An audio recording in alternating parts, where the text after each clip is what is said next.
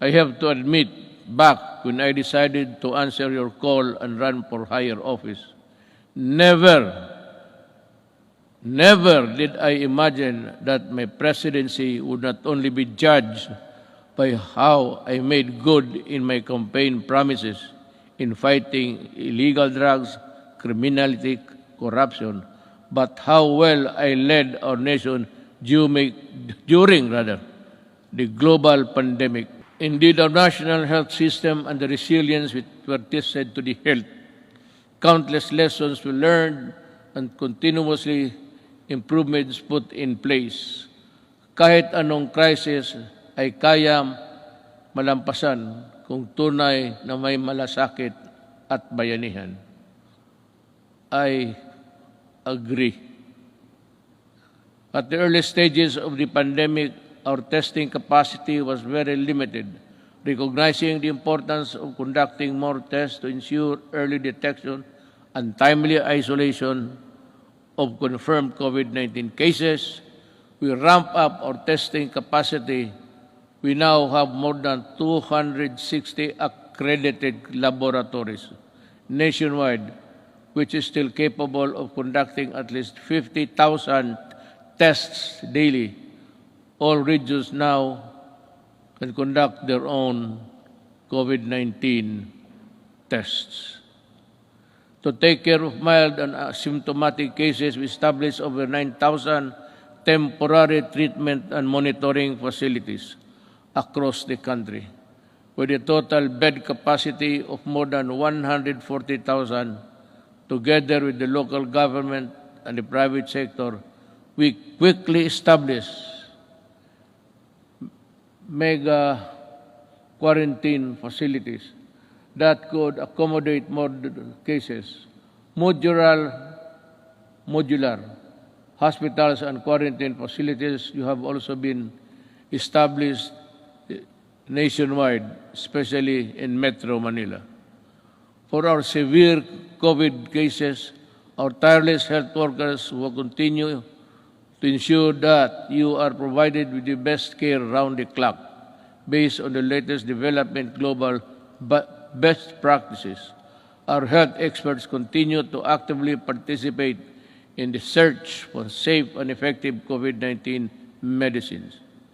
With the help of Congress, kita mo sa lahat, I never said, wala kang magiging ito that I developed caused the construction of a bridge that is nowhere to be found today.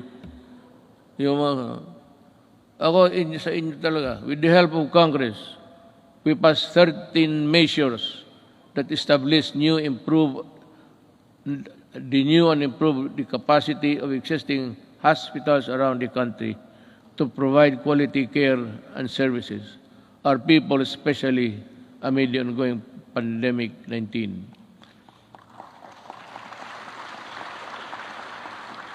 This includes establishing new medical facilities in Mandaluyong City, Bacolod, and Davao Occidental, increasing bed capacities to existing health facilities.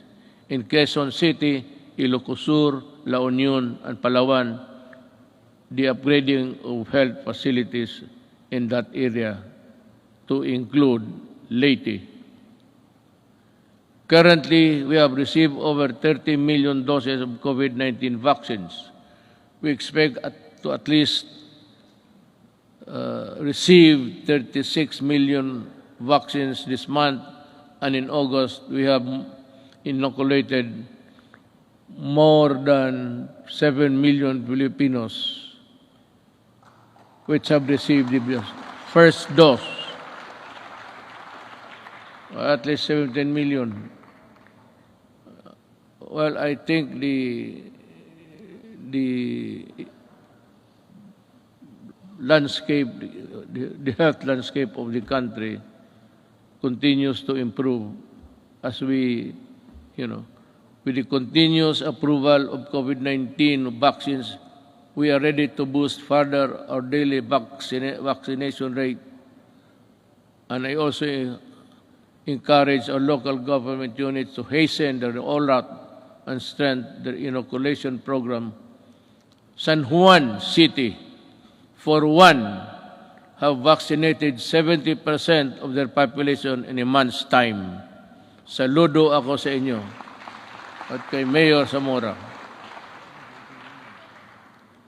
We cannot continue living in the shadow of this potent enemy, especially now that science and medicine has proven that it is possible to live, if not entirely defeat this virus. The health and safety protocols we put in place have proven effective in slowing down the spread of virus. But the best solution is still vaccination. Am I to mataas na ba? Kasi kung mataas na, putulin na lang ninyo itong gumagalaw dito para sabihin ko, wala naman akong mabasa.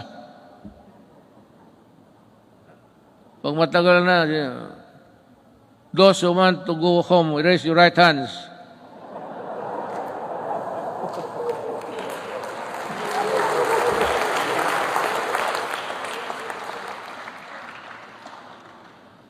Pati si Monsignor, makagtaitaas niya kamay niya. That is why I implore our countrymen who are now in the list of sectors to be inoculated to get vaccinated now. And to those who received their first doses, please return for your second shot. I also ask for patience for those who are next in line to receive vaccine. More and more COVID-19 vaccines are arriving each week, and you will soon have your turn.